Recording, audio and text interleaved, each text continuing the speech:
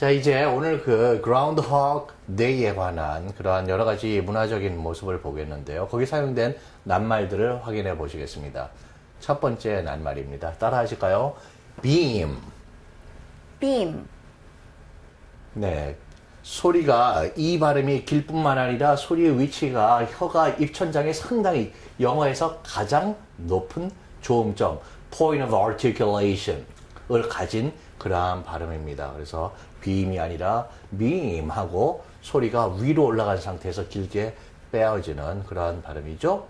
어떤 구조물을 지을 때 거기서 지탱해주는 버팀대 같은 것, 버팀목 이런 것인데요. 흔히는 전문가들은 이것을 가로로 가는 그런 버팀목을 흔히 beam이라고 합니다. 그리고 햇살이나 빛이나 어떤 입자들이 이렇게 쏘아지고 쭉 뻗칠 때 그런 줄기, ray, 광선 그런 뜻이 되기도 하고요. 많이 쓰이는 그런 의미입니다. 타동사로는 또 어떤 빛이나 광선이나 light 또는 ray 아니면 어떤 그 particle들의 그런 줄을, stream을 그렇게 emit, 방출, 발산해주다, 쏴준다, 보낸다 이런 뜻이고요. 자동사로도 가끔씩 쓰이죠. 어떤 빛이나 광선들을 발하다, 빛이 난다. 또는 여기 요 동사, 이것이 비유적으로 쓰여서 어떤 사람이 환하게 웃는다, 기쁘게 미소 짓는다. 그런 식의 표현이 됩니다. 예문을 보실까요? UFO fans share stories like being sucked out of cars by aliens or losing livestock to laser beams. UFO fans share stories like being sucked out of cars by aliens or losing livestock to laser beams. 여러 가지 그 다양한 그 사람들의 그 취향과 문화적인 그런 스타일과 그런 것들을 가진 사회죠. 예를 들면 뉴멕시코나 이런 데, 네바다 이런 데는 굉장히 외지고 사람들이 별로 보이지 않는 그런 사막지대입니다. 뉴멕시코 같은 데는 예를 들면은 라즈웰이라고 하는 그런 타운에서는 UFO 그 해마다 하는 그런 어떤 컨벤션 같은 게 있어서 일종의 UFO 팬들의 그 페스티벌이죠. 아주 커다란 축제가 벌어집니다. 그 다음에는 Satellite TV now can beam hundreds of channels to the homes of the customers. Satellite TV now can beam hundreds of channels to the homes of the customers. 네, 아까는 그 레이저 광선이나 레이저 빔즈였는데요. 이번에는 동사로 쓰여 있죠. Satellite TV, TV를 인공위성을 쏜 그쪽에서 채널을 그 시그널을 받아서 그 받는 리시버가 그 어떤 동그란 접시 모양으로 생겨서 그 dish TV라고도 합니다. 그 dish 그 접시형 인공위성 TV가 이제는 수백 개의 채널들을 TV 채널을 빔해 줄 수 있다. 커스터머들의 지 가정에다가 쏴줄 수가 있다. 공급을 할 수 있다. 이런 얘기죠. 그 신호들을. 자, 그 다음 문장은요. 예문은 On Mother's Day, some moms eat their breakfast in their beds, beaming with big smiles. On Mother's Day, some moms eat their breakfast in their beds, beaming with big smiles. 5월 두 번째 일요일인 Mother's Day에는 어떤 엄마들은 아침 식사를 침대에서 합니다.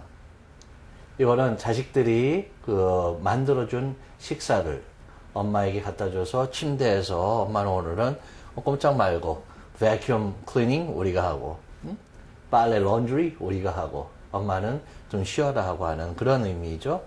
그래서 beaming with big smiles 커다란 미소를 갖다 이렇게 쏜다 아주 바짝 웃는다 그런 동사로 쓰여 있습니다. 물론 이렇게 그 엄마가 침대에서 식사하게 그 아침 식사를 해서 갖다 드리는 것보다는 그 아침과 점심을 겸해서 브런치, Mother's Day 브런치 먹는 것, 음식점에 가서 아침 겸 아점을 그렇게 푸짐하게 먹는 게 더 커다란 그런 하나의 그 문화적인 전통이라고 보겠습니다. 자, 다음 낱말은요. 따라 하실까요? Radiant. Radiant. 원래 radiate 하면 무엇을 쏘아주는데 이렇게 방사형으로 radial 하면 이렇게 둥근게 쏘아나가는 그러한 형용사입니다. 그래서 광선을 방출하는 빛나는 그래서 shining, bright 이런 의미를 가진 것인데요. radiant. 자, 그 the radiant sun 아주 환하게 그 빛을 내는 태양 또는 그것이 비유적으로 쓰여서 기쁨이나 희망으로 어떤 밝은 radiant smiles 아주 광채가 나듯이 그렇게 밝은 미소들 a radiant future, 아주 밝은 미래라는 뜻이죠. 부사로 ly, radiantly 또는 radiance, 명사 radiancy 역시 같은 명사입니다. 예문을 보실까요? On New Year's Day, lots of people wear radiant smiles.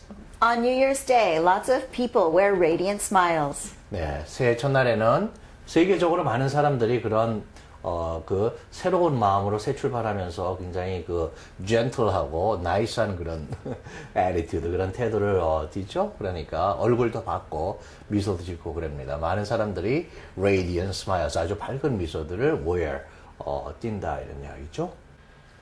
네, 이제 어법의 시간입니다. 형용사가 두 개 또는 이상의 수의 형용사가 하나의 명사를 그 앞에서 수식할 때 이 형용사를 어떻게 표기하는가 하는 그러한 퀘스천입니다. 이 부분은 국내 영어 교육에서 어떤 한 부분의 현상은 설명하지 않고 있고, 그러나 원어민들은 엄격하게 그러한 편집의 기준이라든지 영어 교육을 잘 받은 사람들의 경우에는 지켜지는 그런 어법이 있습니다. 특히 국내에서 가르치지 않는 그 두 번째, 오늘 이 강의의 두 번째 어법은 여러분들께서 유의하셔야 되고요. 그리고 현장에서 수업을 해주시는 우리 선생님들, 학습서를 써주시는 이 저자분들께서는 이 두 번째 어법에 유의해서 우리 학생들에게 알려주시면 좋겠습니다. 첫 번째로는 국내에서 가르치는 스타일로 여러 개의 형용사가 명사를 수식할 때인데요. 조건이 이 형용사의 성격들이 모두 다릅니다. 그럴 때 형용사들이 어떻게 명사 앞에 위치하고 상대적으로 그 위치를 하고 어떻게 표기되는지, 기본적으로 가장 많이 쓰이는 것은, 예를 들어서 그의 존이 두 대의 커다란 아주 말쑥하게 쫙 빠진 오래된 클래식한 정도의 그 이탈리안 스포츠카를 갖고 있다. 그러면 이걸 어떻게 표현하냐 이것이죠. 물론 여기는 복수니까 어가 오는 경우는 아니지만 관사일 때는 관사가 앞에가 오고, 이 형용사의 수식어가 받은 명사하고의 맨 앞에 관사, 또는 his, my, her, their 이런 식의 소유격 대명사가 오고요. 또는 John's 이렇게 소유격 명사가 오는 것이죠. 그리고 this, those 이렇게 지시 형용사가 옵니다. 그 다음에 many라든지 few라든지 two, 100 이런 식의 수사가 오고 있는 경우에는요. 그 다음에는 크냐 작으냐를 뜻하는 형용사가 오는 것이 기본입니다. 그 다음에는 그 형용사 명사의 성질이나 상태를 설명해주는, 제안해주는 형용사가 오고요. 미끈하게 쫙 빠진 sleek, 그리고 나이가 들었느냐 젊었느냐, 새 거냐 낡은 거냐의 형용사가 옵니다. 그리고 뭐로 만들어졌느냐, 뭐로 소속하느냐, 이거는 이 명사하고 상당히 관계가 깊다고 봅니다. 그래서 바로 앞에 이탈리아에서 만들어진 스포츠카다 이런 식으로 재료나 소속이 명사 앞에 와서 이것의 기본적인 그 라직, 이 어법적인 그 논리는 이것이 수직적인 위아래의 하이라키, 그 계층 구조를 가진 수식이라는 것입니다. 예를 들면 여기에서 가장 중요한 것은 이탈리안 스포츠카라는 거고요. 물론 스포츠가 또 cars를 꾸며줍니다. S가 붙어서 형용사처럼. 그리고 이탈리안이 스포츠카를 꾸며주고 올드가 이탈리안 스포츠카를 꾸며줍니다. 슬릭은 올드 이탈리안 스포츠카를 꾸며주는 것이죠. 이렇게 층하의 관계를 갖고 있다는 거예요. 이때는 형용사의 성격이 달라서 그것들이 층하 구조를 갖고 있다라는 것입니다. 국내에서 설명하는 것보다 약간 좀 더 자세하게 풀어드린 그런 경우인데요. 여기서 유의하실 것은 국내에서 또는 수업에서 영어 선생님들이 기계적으로 암기를 강요하는 것은 그다지 바람직하지는 않습니다. 이것은 기본적이고 어떤 이론적이고 확률적인 그런 형태이지 이거에 꼭 맞춰서 다 표현되는 것은 아닙니다. 그리고 기본적으로 이해하실 것은 명사의 의미상 가까울수록, 친할수록 명사에 가까이 위치한다는 것, 그런 경향은 일반적으로 주목해 두실 필요가 있고요. 그리고 또 하나, 실제로는 3개 이상의 다른 성질의 형용사가 하나의 명사를 서로 연결해서 수식하는 경우는 그다지 많지 않다. 그래서 대소, 성질 상태, 신구, 재료 소속 이런 것들이 여러 개가 쫙 이런 식으로 나열되는 경우는 사실상 없습니다. 그래서 하나의 이론적이고 기본적으로 우리 거의 언어의 본능에 가깝게 명사에 가까운 형용사일수록 가깝게 간다라는 것을 알아주시고요. 그러나 두 개 또는 그 이상의 형용사들이 같은 성질이나 같은 그런 범주, 캐리고리에 속하는 형용사들이 명사의 앞에서 그 명사의 의미를 수식하거나 제한할 때는 그 형용사들이 형제와 같은 동급입니다. 친구와 같은. 그래서 그 형용사 A, 형용사 B, 형용사 C 그래가지고 명사를 수식하거나 and에 의해서 연결되는 동등한 지위의 수평적인 그 horizontal한 그런 어순으로 지위로 그 순서가 되어야 된다. 특히 이 부분은 그렇게 국내에서 카마를 찍지 않고 표기를 하는 그런 경우들이 아주 많이 있는 거죠. 유의하셔야 됩니다. 예들을 보시겠습니다. 이번에는 첫 번째는 서로 다른 성질의 형용사들이 오는 경우 수직적으로 상하 구조를 가지고 어느 것이 먼저 오고 뒤에 오는지 대략의 그러한 그 순서가 그 랭킹이라고 할까요? 그런 것이 정해져 있는 것이죠. 기본적인 어떤 그런 순서를 봐주시고 그리고 기본적으로 명사에 가까운 형용사일수록 명사에 즉 뒤로 붙는다라는 것이죠.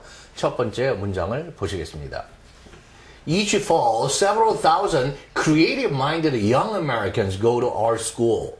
Each fall, several thousand creative-minded young Americans go to art school. 매년 가을이면은 수천의 수사가 오고 있죠. 그리고 creative-minded, 아주 창조적인 마음, 정신을 가진 그런 기질을 가진 young Americans입니다. 이런 성질의 보편적인 어떤 성질의 하나의 유형이고요. 그런 형용사가 나이대를 나타내는 형용사보다 앞에 위치한다는 것이죠. 우리 기본적인 룰에 맞는 서로 다른 식의 성질 같은 형용사들의 배열 순서입니다. 여기서 이제 그래서 카마나 and 없이 이렇게 층구조를 가지고 있다. 두 번째 문장인데요. In vintage baseball, the plate was round because people originally used an old tin dinner plate. In vintage baseball, the plate was round because people originally used an old tin dinner plate. 네, vintage. 포도를 지금 막 수확한 또는 형용사로 또 아주 그 우세한 진짜의 좋은 최상의 이런 식의 형용사로도 쓰이고요. 여기서 vintage baseball은 old style 그 옛날의 원형적인 그런 옛날의 베이스볼입니다. 베이스볼은 1830년대 후반 40년대 되면은 미국 사회에서 베이스볼이 동네 사람들이 하기 시작합니다. 그리고 The Civil War 1860년대 말쯤 그 직후에 말쯤 되면은 소위 프로페셔널 이걸 직업으로 하는 사람들이 팀들이 등장하기 시작합니다. 그래서 예를 들면 1860년대, 70년대 그런 베이스볼이다 하면 홈플레이트가 둥그랬대요. 지금은 다이아몬드 모양이지만은 그 둥그랬다. 왜냐하면 사람들이 원래는 이 홈플레이트로 뭐를 사용했냐면 낡은 오랫동안 쓴 tin 양철로 만든 디너 플레이트다. 그래서 디너가 여기서는 형용사로 쓰여 있습니다. 저녁 식사의 용어의 그런 플레이트 접시인데요. 디너가 플레이트하고 의미상 너무 가깝습니다. 기본적인 하나의 플레이트의 하나의 특정한 종류를 나타내는 기본적으로 수리돌이 짝짝꿍에 맞는 그런 경우이죠. 그 다음에 뭐로 이 디너 플레이트가 만들어져 있느냐? 재료 소속의 tin입니다. 그 다음에 새 거냐 낡았느냐 하는 것이 앞에 가 있는 그런 경우이죠. On old tin dinner plate로 가는 것이죠. 그래서 성질이 다른 것들이 성격이 다른 것이 그렇게 순서를 가지고 배열이 되어 있다는 겁니다. 네, 계속 읽어볼까요? Groundhog Day, as we celebrate it today, is of German American origin. Groundhog Day인데 뭐뭐 하듯이 양태 방식의 접속사입니다. 우리가 그것을 오늘날 celebrate 하는 바대로의 Groundhog Day는 is of 무슨 origin 무슨 계의 예를 들면 혈통 그러면 of German stock S-T-O-C-K 또는 heritage 이런 식으로 쓰죠. 여기 그래서 기원 소속의 전치사 of입니다. 독일계 미국인 그러한 기원을 갖고 있다는 것이죠. According to old German folklore, the groundhog or woodchuck emerges from hibernation on Groundhog Day, February the 2nd.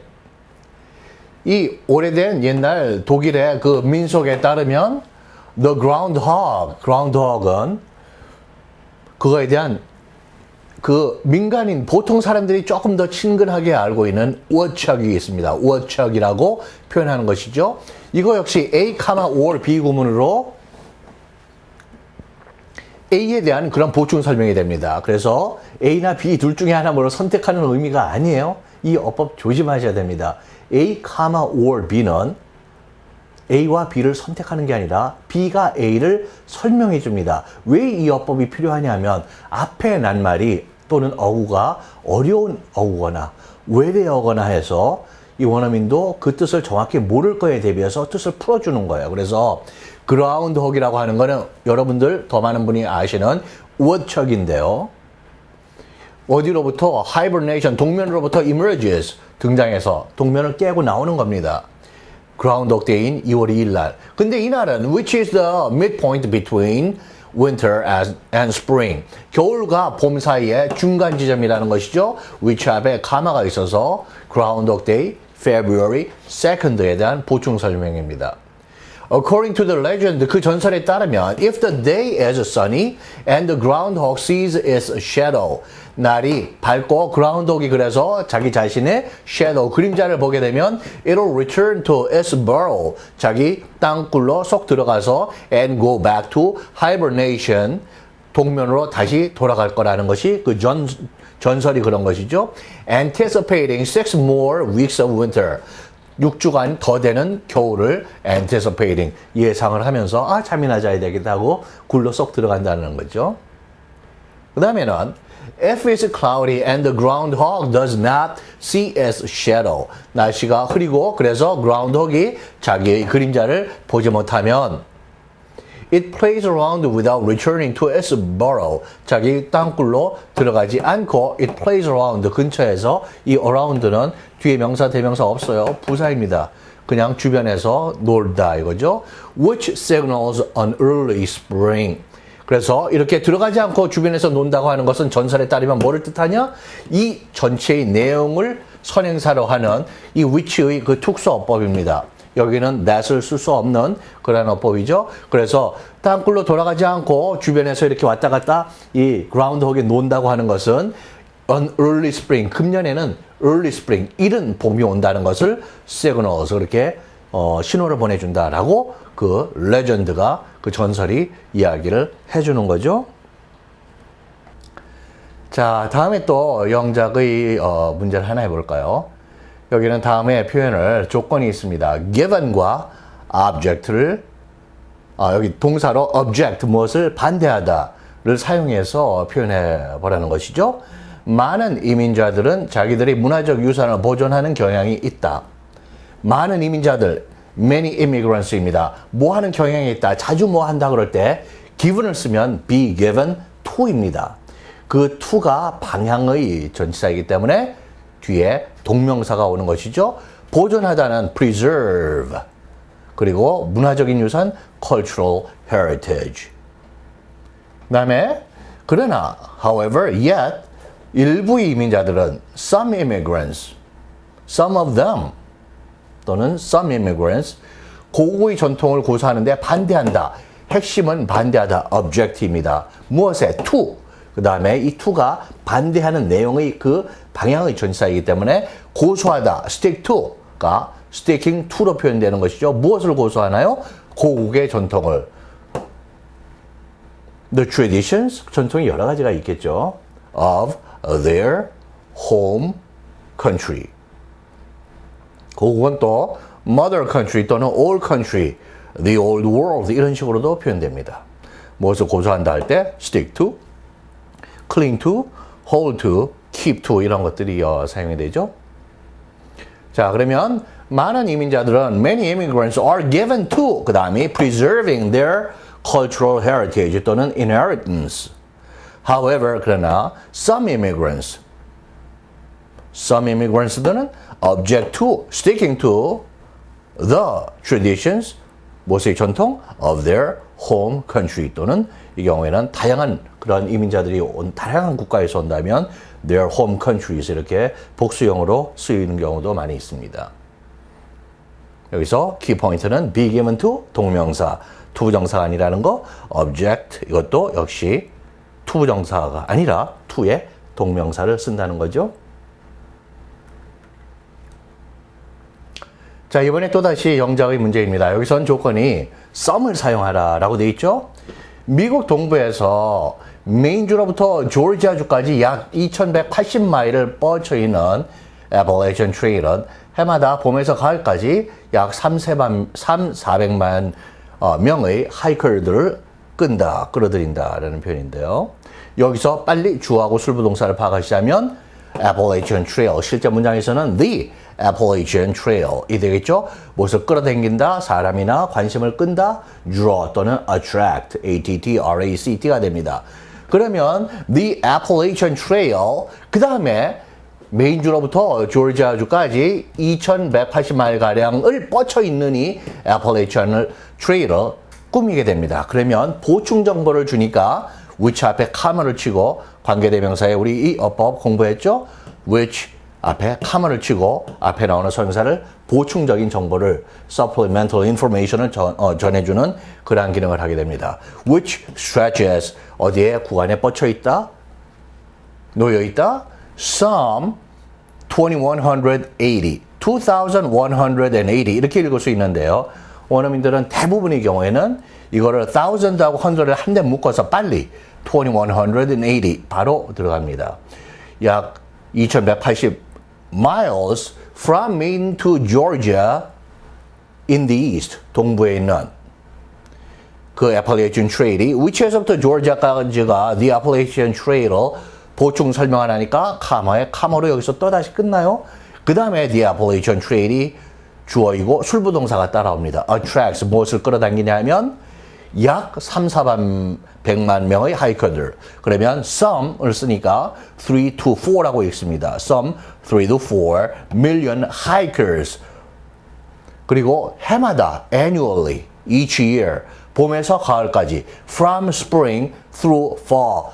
가을이 끝날 때까지 너무 추워지면 위험할 수 있으니까 그때는 대부분 가지 않습니다. 그래서 또 다치고요. 많은 것이 그 통제가 안 되는 그런 식으로 많이 막히죠. 그래서 from spring through fall 하면 through 다음에는 to까지는 그 진입선에서 끝나는 것이 기본입니다. 의미가. 이 fall은 상당한 기간을 가진 낱말이 올 때는 그 기간을 포함할 때는 through를 쓰는 것이 가장 의미 전달이 정확하게 됩니다. 그래서 from spring through fall 이렇게 표현합니다.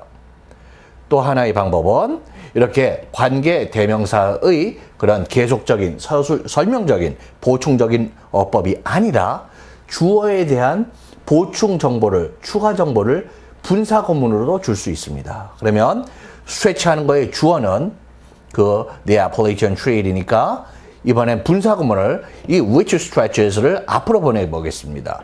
Stretching some 2180 miles from Maine to Georgia in the east, the Appalachian Trail하고 쭉 써지면 되는 것이죠. 네. 그래서 some을 사용해서 수량어가 붙어서 그 대략의 약, 대륙, 대략, 대충, 뭐뭐 정도라고 번역되는 그러한 some이 부사로 쓰이는 그러한 특수 어법이죠. 자, 다음에는 이 두 문장이 같은 의미가 되도록 빈칸을 채우는 겁니다. 이번에도 some이 수량어 앞에 쓰여서 대략적인 그 정도의 부사가 됩니다.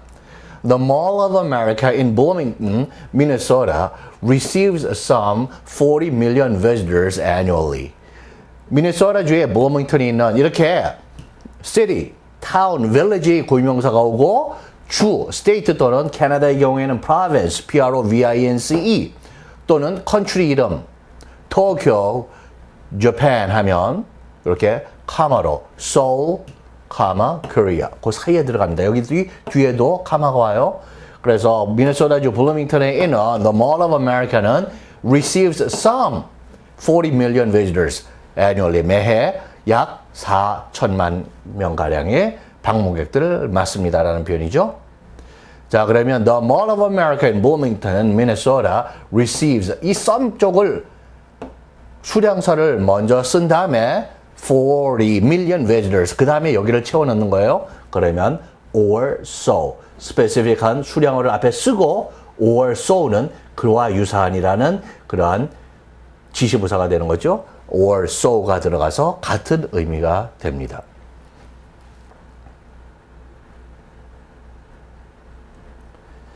자, 그 다음에는 밑줄 친 부분에 어법이 올바르지 않은 것을 고르는 것인데요. 기본적으로 의미는 똑같습니다. 한번 읽어보실까요? Before the 1960s, 1960년대 전에는 black entertainers could not stay overnight in the Vegas hotels.